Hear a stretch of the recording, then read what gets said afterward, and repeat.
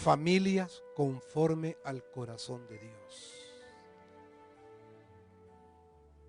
Abramos la Biblia y vayamos a un pasaje que está en el libro de Primera de Corintios.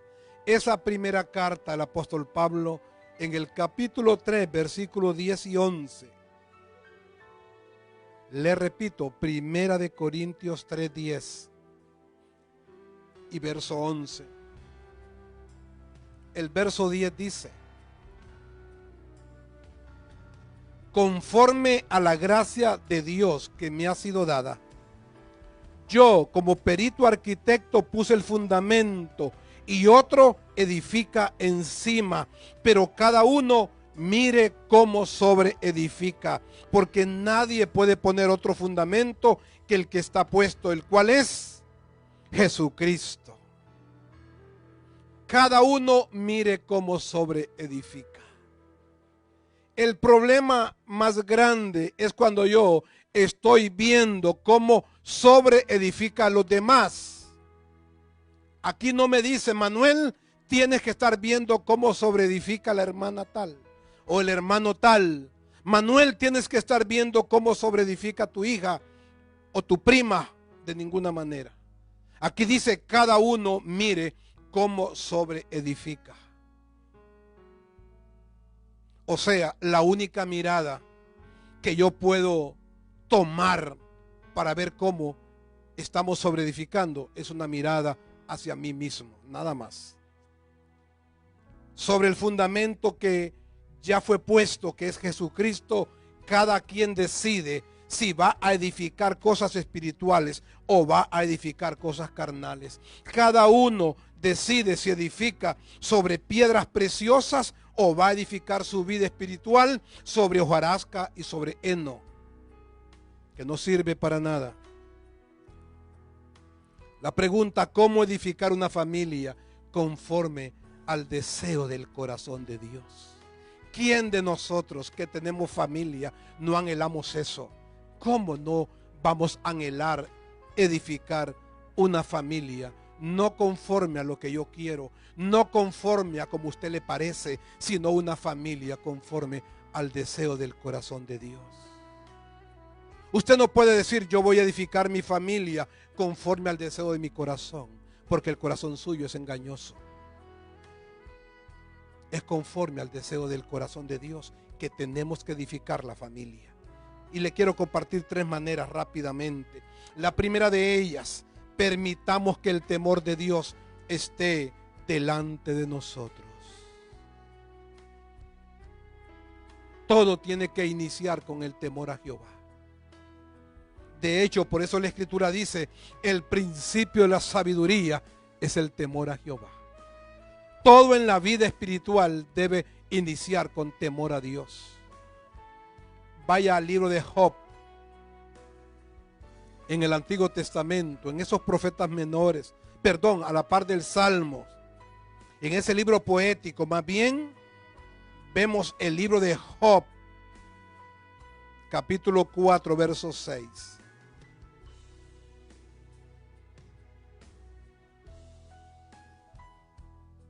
Job capítulo 4, verso 6.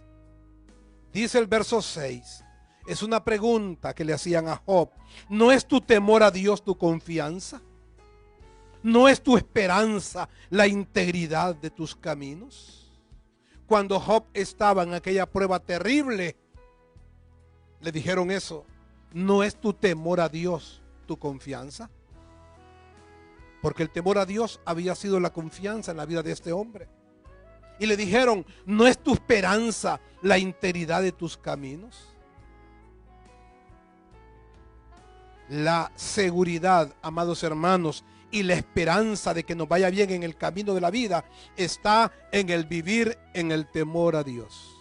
Se lo repito, la seguridad y la esperanza de que a usted le vaya bien en la vida está en que usted desarrolle una vida donde usted va transitando en el temor a Jehová.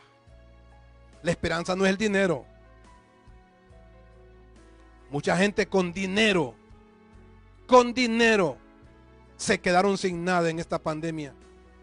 Y a la hora de de morir su familia, tuvo que solicitar ayuda para poder sufragar con los gastos.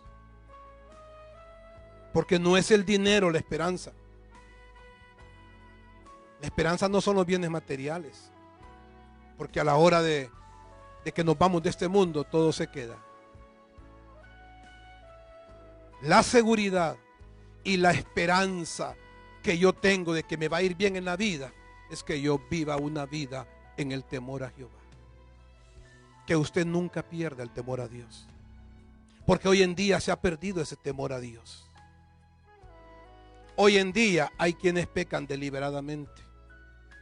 Y cuando le digo deliberadamente, le estoy diciendo, hay quienes pecan voluntariamente, conscientemente.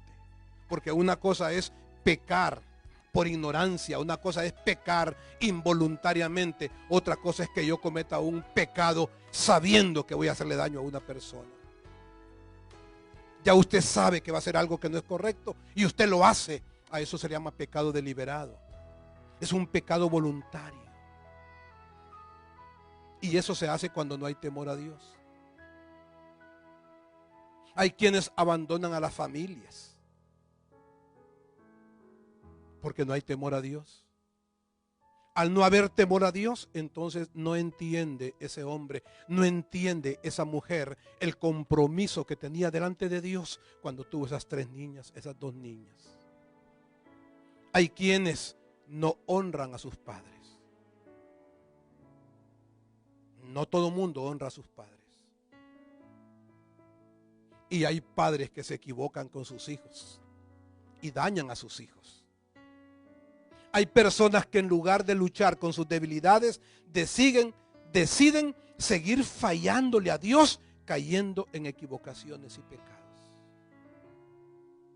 El temor a Dios hace que le digamos no a lo que no nos edifica y a lo que no nos conviene.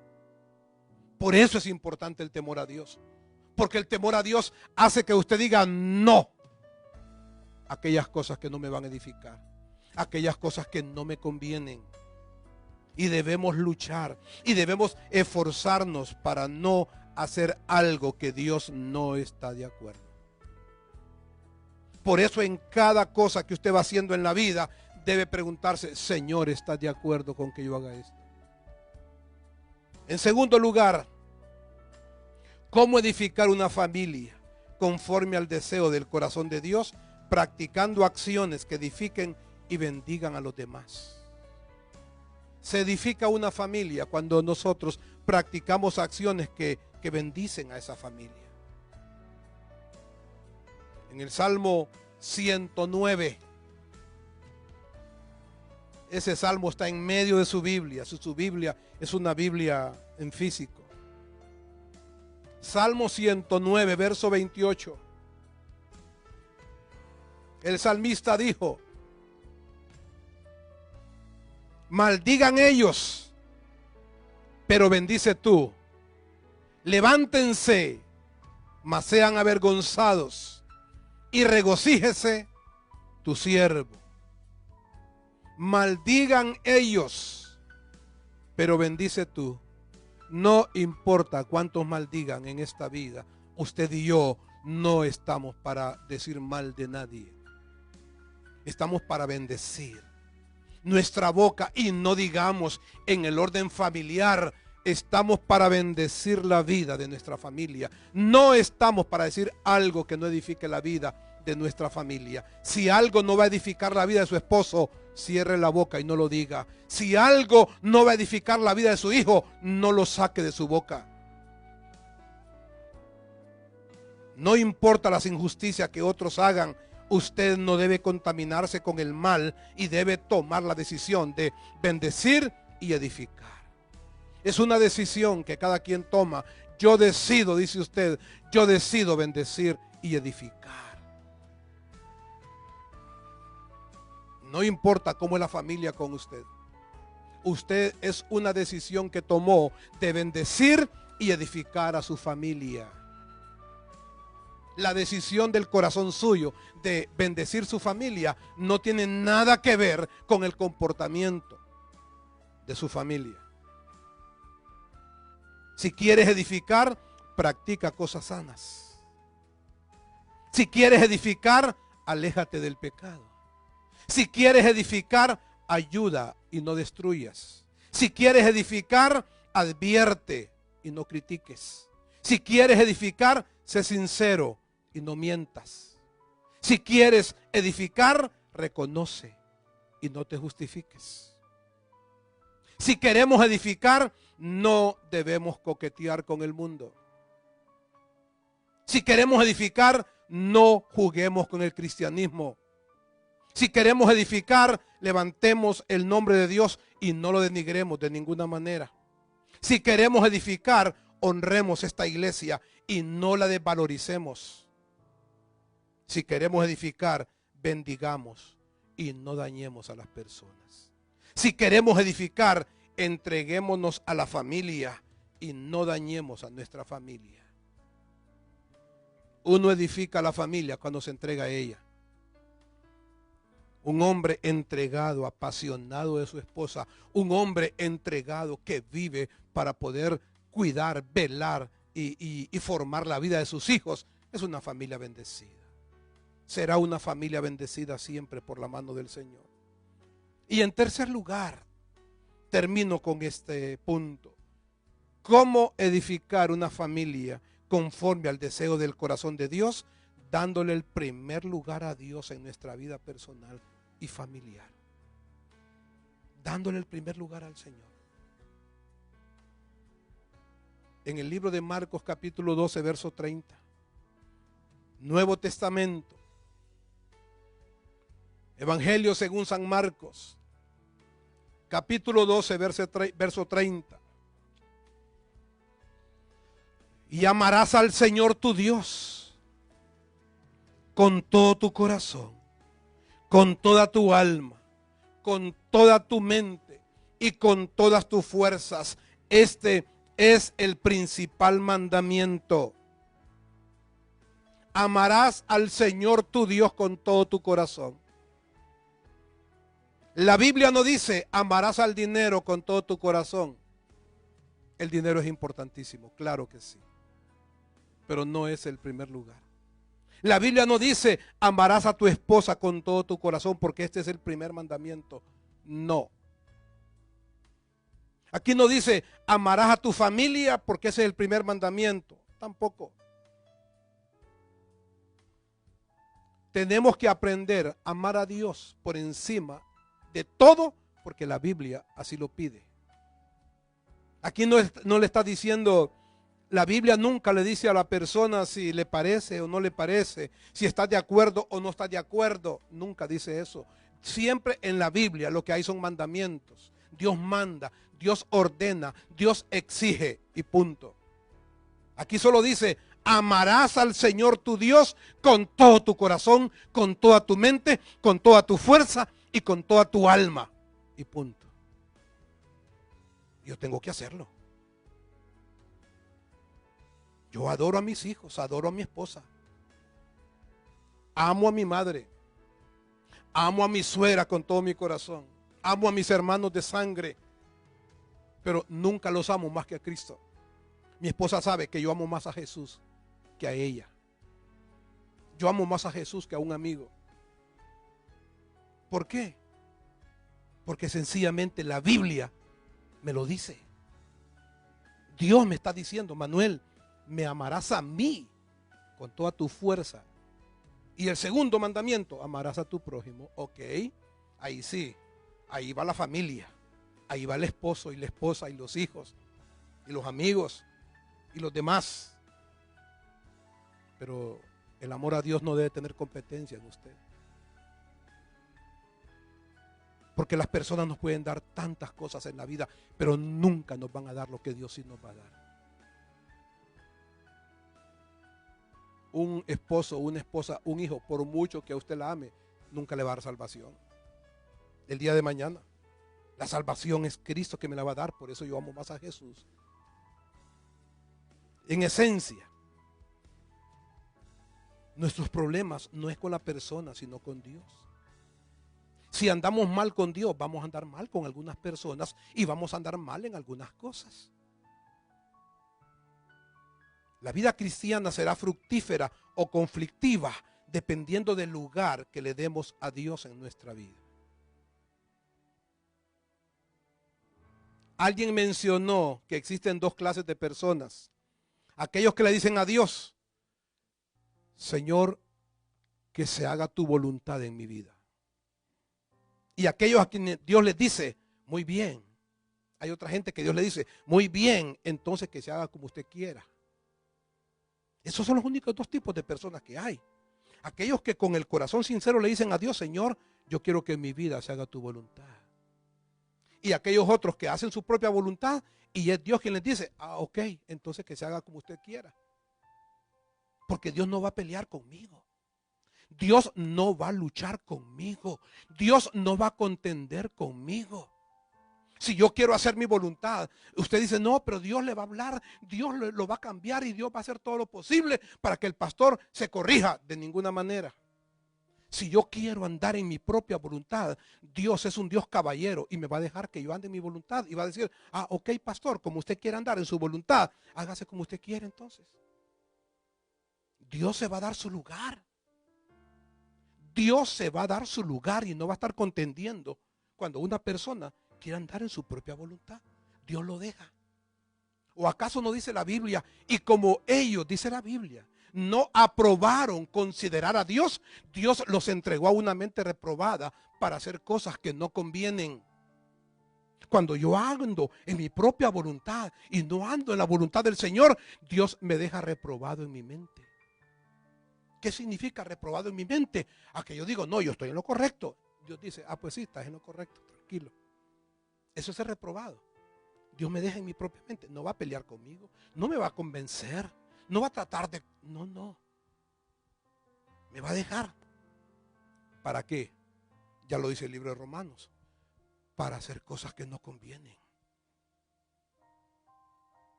Y cuando yo haga cosas que no convienen, y cuando me toque pagar la consecuencia de esas cosas, es bien fácil decir: no, es que la vida pasan cosas, es que lo que ocurre, que la gente, que aquí, que allá. No. Lo más sincero es decir: no, es que yo no andaba en la voluntad del Señor. Y Dios me dejó que yo hiciera mi propia voluntad. Todo hogar donde Dios no ocupa el lugar que le corresponde es un hogar sostenido en heno, aunque en ese hogar sea un lugar donde hay dinero y bienes materiales.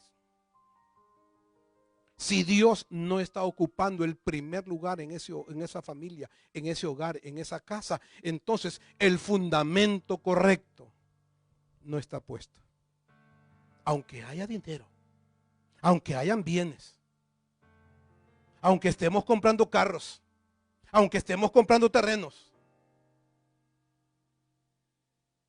si tenemos temor a Dios y Él ocupa el primer lugar en nuestra vida, entonces tendremos un futuro saludable y libre de fracasos, a pesar de las dificultades y de las pruebas que nos toque enfrentar. Y termino con este pensamiento. Al darle el primer lugar a Dios, dejaremos de vivir con engaños, con ataduras, con maldad, y escogeremos vivir en santidad, en libertad y en rectitud. Solo cuando uno decide darle el primer lugar a Dios. Amén. Hemos hablado de tres cosas esta noche para edificar nuestra familia. Hemos hablado de tres cosas prácticas. Dijimos que la primera es permitir que el temor a Dios esté en nuestro corazón. Creyentes temerosos de Dios en todo tiempo. En segundo lugar, hacer acciones que bendigan y edifiquen a nuestra familia. Y en tercer lugar, decidir que Dios ocupe el primer lugar en nuestra vida y amarlo a Él por encima de todo. Amar a Dios con todo el corazón, con toda la mente, con toda la fuerza y con todo el alma no es un mandamiento que esté escrito para el pastor de la iglesia. no es un mandamiento que está escrito para los líderes de la iglesia. Es un mandamiento que Dios lo escribió para todo aquel que es creyente. Amén.